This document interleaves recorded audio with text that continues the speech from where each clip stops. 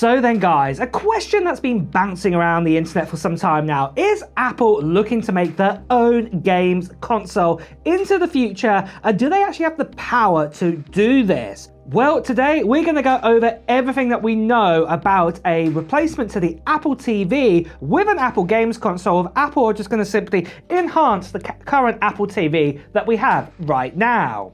Now, just a quick little history lesson here about the Apple TV. The Apple TV, ever since it received Apple Silicon, has had the ability to play games on it now for many, many years. And the current version of the Apple TV, like I've got right here in my hand, has an A18 chipset inside of it, and this is quite a powerful chip considering for what it is for a media device. But the big question is could a device like this get, say for example, like the A18 chip like we have like in the iPhone 16e inside of this device instead? And if it was possible, why would Apple make such a move to do this? Well, as we can see here, in recent years at WWDC, Apple actually have made some big advancements in enhancing, say, their sort of gaming sort of performance, mainly to do with metal. We had some big enhancements come along in 2022 and also in 2023. And in fact, in 2023, this got pushed even further, that we started to get even more, say, AAA games sort of appearing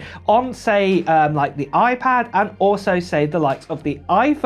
So for example, we've got like a lot of the Assassin's Creed games on it, and also like now in 2025 we've even been promised that Cyberpunk 2077 is coming. And if you know anything about Cyberpunk 2077, this is quite an enhanced game to actually use. It's quite strong, you know, like on ray tracing and things like this. And we've had other games come out like Resident Evil, for example. This is quite a powerful game to actually tune up and to work on the likes of, say, an iPhone or an iPad or even a Mac out there.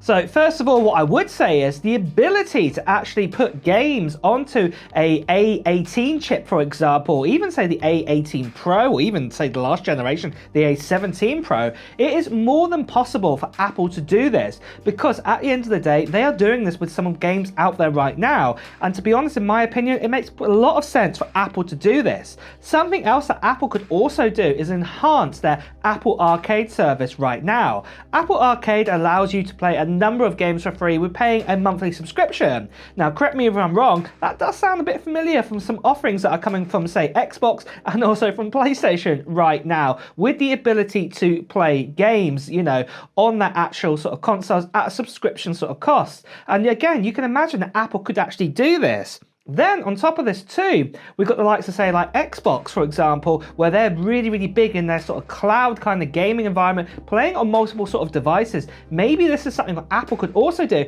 especially that we've even heard that Apple are looking to make their own kind of like servers, powerful servers out there with lots of AI and bits and pieces like this. You can imagine enhancing this with metal and things like this. We could actually send this down the cable to the likes of, say, a Apple TV or an Apple game device out there, and to make this completely work. But as much as I've talked about how this has definitely got the potential to work, why hasn't this probably worked already? Why hasn't Apple taken the plunge here? Well, I think actually the big reason behind it is actually to do with actually software developers, you know, game studios out there. At the end of the day, if you make an app right now for just the app, so I'm not even talking about games, I'm talking about any app, and if there's a cost behind it, Apple does take a significant cut of the money or the profits that are made out there. And personally, in my opinion, I think this is throwing a lot of studios off in creating games that are dedicated, or for example, exclusives, as it were, for the likes of Apple out there. Because of this, Apple have strict rules on how much they charge and how much they take away, as it were, as like a tariff out there. But if this was to change, then obviously this could actually completely change the landscape altogether. Like I said, the tools are out there, but a lot of game studios are just not willing to put their sort of time and also their money and effort into something where, for example, if they bring out a game and they bring it out on Apple, for example, Apple will take a big cut away of it, eating into the game studio's profits. At the end of the day, they've got to pay their staff, they've got to update their equipment and get ready for the next big game that is coming across in the future.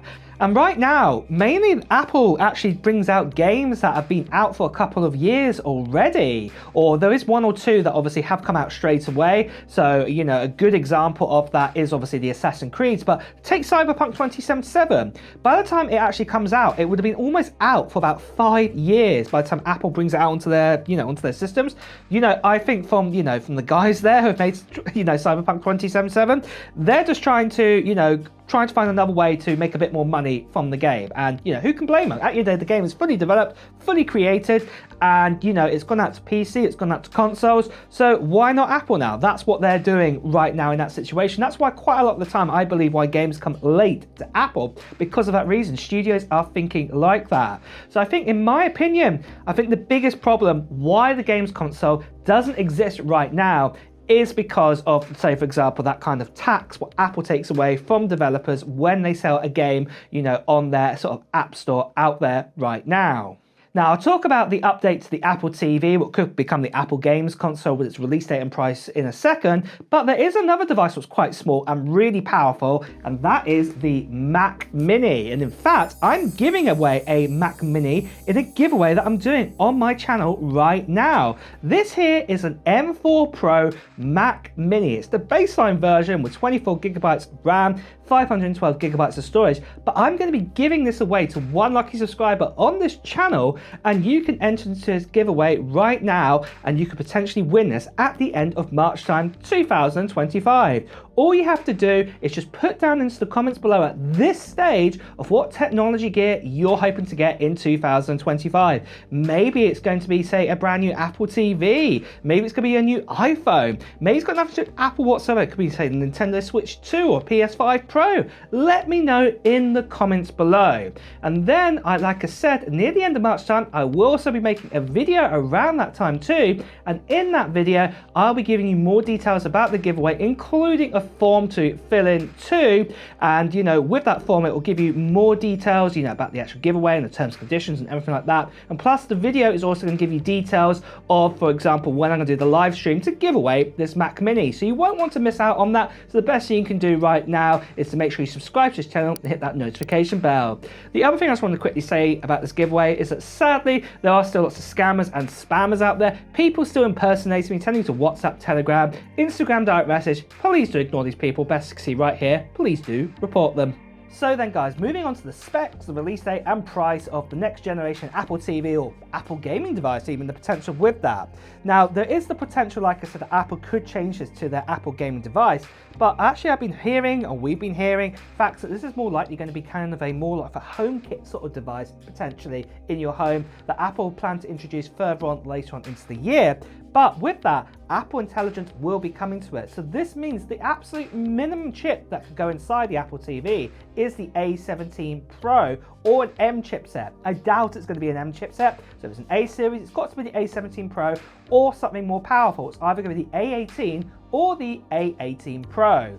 Now, obviously, the good news is if it was the A18 Pro or the A17 Pro, this would really push out for gaming and really help there what we've just been talking about before the actual giveaway. This is something what Apple could actually utilize here, and it would really make this a great device for gaming, especially with the actual size of this. Do remember the iPhone 16e is this big and how thick it is, and obviously with that we have an A18. You could easily get an A18 or A17 in this, and obviously cooling is going to be absolutely fine inside of this too. So yeah, this is going to be no problems whatsoever from Apple's point of view. Now, with such a big upgrade of, say, to the A17 Pro or even the A18 sort of series, I do reckon Apple will have to push up the price by about $100 inside of this device. I'd say for at least for the A17 Pro, potentially $50 more, or even $100 more if it has the A18 or even the A18 Pro inside of it. So just be aware of that. And obviously we saw that with the iPhone 16e, that we did get a bit of a price increase there, and I think a big part of that is to do with the chip, what's inside of it.